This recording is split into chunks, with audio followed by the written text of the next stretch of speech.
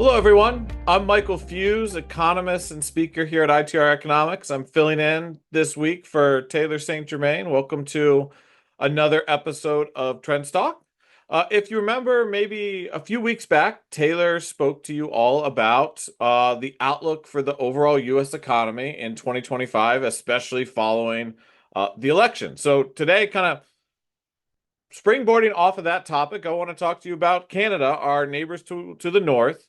Look at what our expectations are for 2025. Take a look at the consumer and how all of this informs our expectations for next year. With that, heading into 2025, we expect Canada to move from recovery into a growth phase in the economy. This is based off Canada industrial production, which currently sits 0.6% below year ago levels, but in that phase A recovery. And at some point in we expect by the first half of next year to transition into growth. This moves very similarly to the US. We're intimately connected to Canada, as you can imagine. And overall, next year in Canada industrial production, we're forecasting 3.3% growth overall. So moving from recovery as we kind of round out this year and probably the early part of next year, and then transitioning into that growth and seeing overall growth in Canada's industrial production. Uh, Now, I want to take a look here at inflation in Canada. It's currently, so we're looking at the CPI, that Consumer Price Index in Canada. Again, this moves very similar to the US, as you probably could guess. It's currently at about 1.9%, so in a disinflation phase and sitting below where the US is. US is currently at 2.5%. This is on a 312 rate of change basis.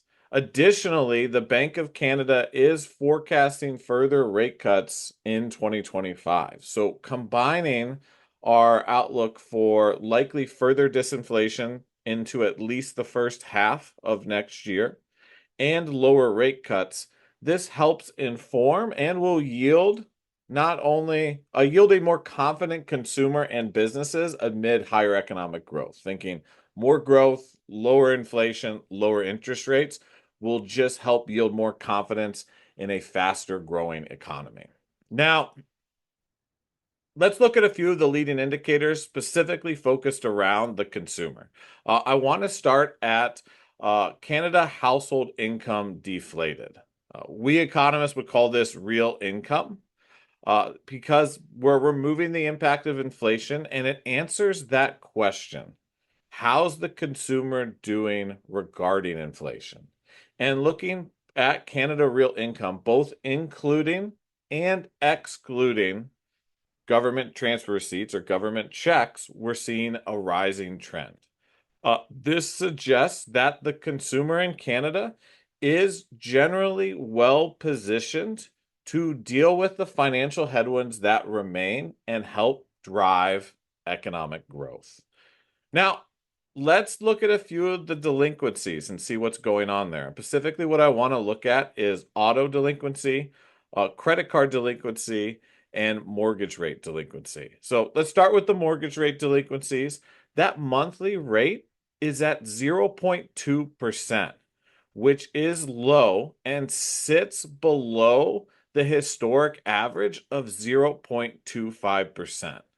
Now we're seeing a slight rising trend in it, both the 312 and 1212, but it remains at a very healthy level. People are able to and are making those mortgage payments. Credit card delinquency on a monthly basis is at 1.7%. This is moderately high, maybe you want to put it that way. It's above the historic average of 1.38%, but it's not at a level that's overly concerning. It suggests the consumer is certainly leveraging their credit cards more amid some of the financial headwinds, but generally still reflects that we have a resilient Canadian consumer.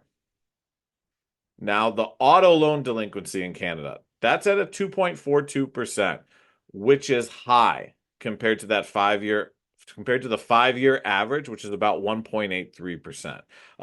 This one's certainly concerning.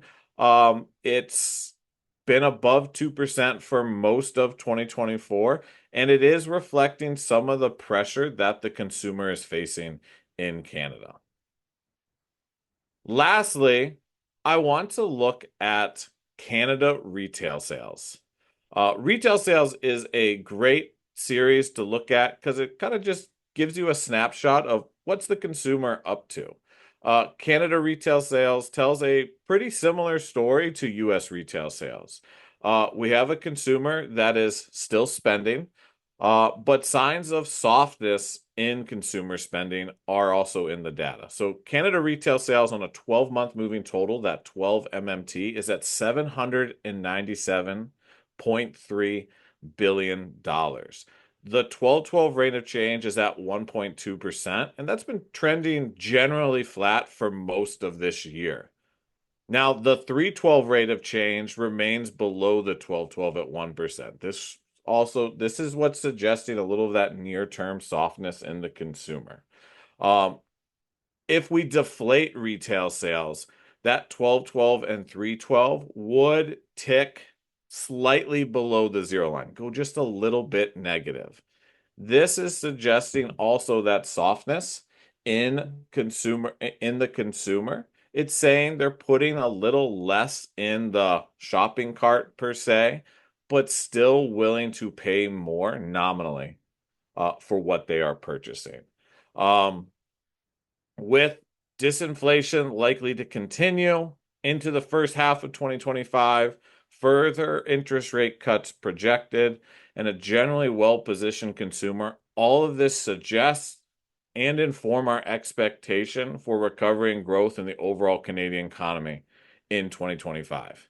So I'll leave it there. Again, I'm Michael Feuz, economist and speaker here at ITR Economics, filling in for Taylor St. Germain. Thank you for joining me on this week's TrendsTalk. I look forward to speaking to you again soon.